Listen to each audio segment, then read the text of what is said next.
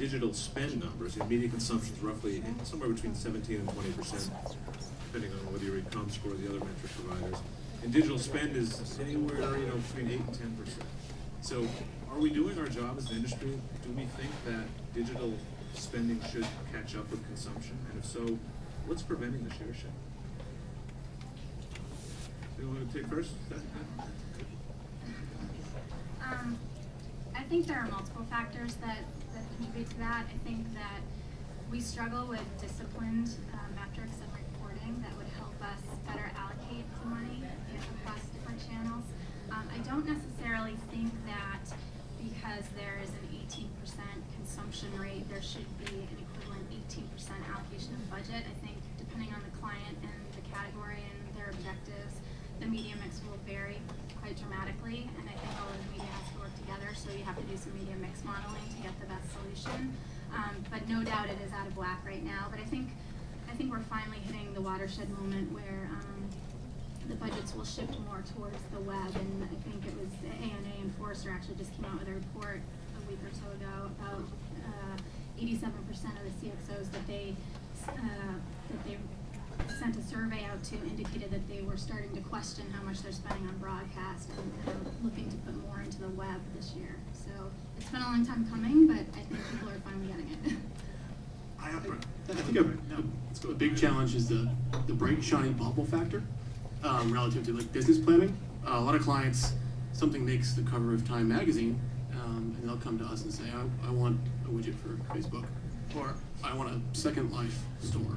And this happened since the dawn of internet advertising. Like, there's a new site, it sounds great, but it doesn't necessarily connect to, the brand, business objectives, business outcomes. And as Stephanie noted, our measurement capabilities grow and grow, but a lot of clients, I think, are starting to feel like they follow the bright, shiny bubble, and maybe we don't do our job in terms of pushing back and saying no enough. They've spent money, and now we've got sort of a death row of empty Second Life stores where nobody's shopping for pretend stuff.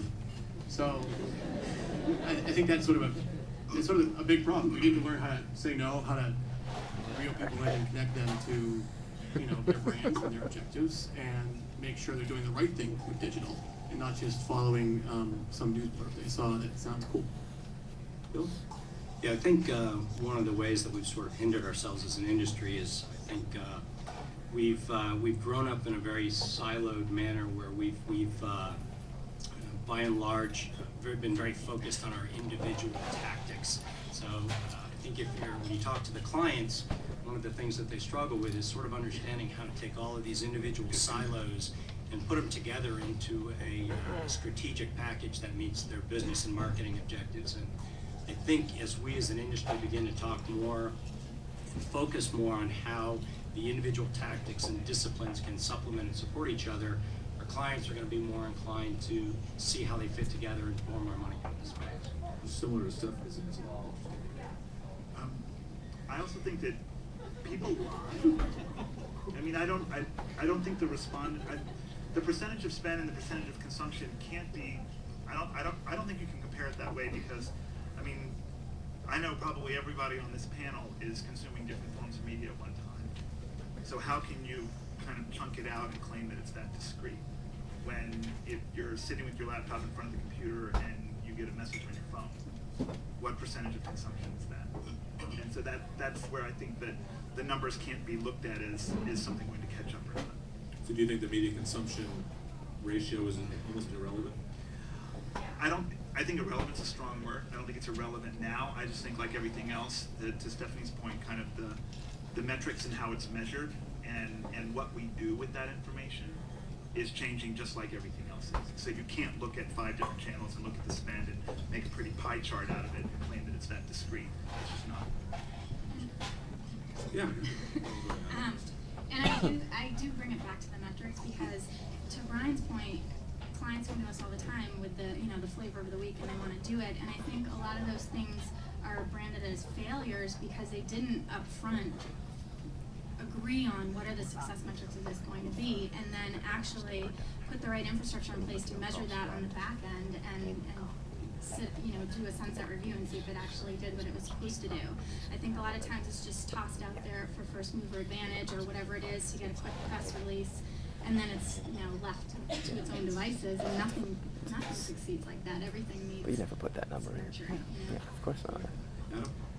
So a couple thoughts.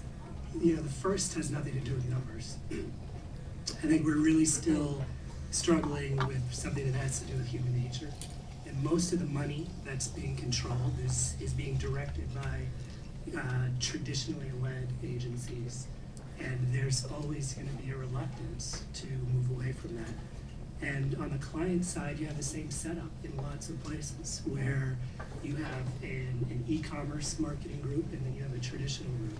And those people are battling over things like influence and power. And I think honestly that at this point is what's holding it back. And as it gets to do with metrics and measurement, I think online makes a great case for getting all the DR dollars we can. But I know certainly I'm feeling like we've topped out at that, in that tactic, in that arena.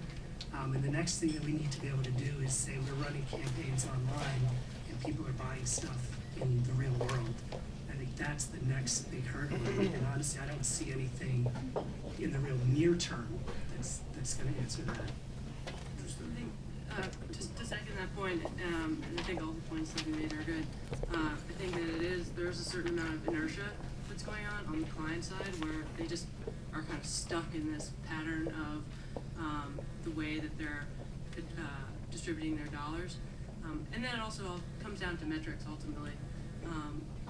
From a search perspective anyway, our clients, and I think that the majority of the clients out there are just now starting to look at search as a branding mechanism and starting to put dollars against that. And I think that it's a matter of breaking the inertia, getting in front of the right people at the right time, and then having the metrics and the research to support that change.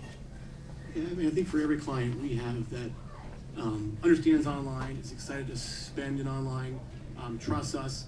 It's amazing, 10 years on, how we still encounter clients for whom it's new, and they don't always understand it. They don't always feel comfortable spending the money, and it's a business case we have to make. It's not a media case or a channel case. It's on a case-by-case basis, showing them that we have a definable business outcome for what they did, and that it helped to move the needle somehow and is meaningful to their bottom line. If we're not doing that, then they're not going to become more comfortable with the channel. It's amazing. Forrester reports how many clients we have that just don't care what Forrester says. They want their TV spots. They want their newspaper pages because that's worked for 50 years, and gosh darn it, it'll work now. So we're going to add a little twist to this because we're hearing so many good points being summarized. We're going to play with this rock star theme. If you guys like something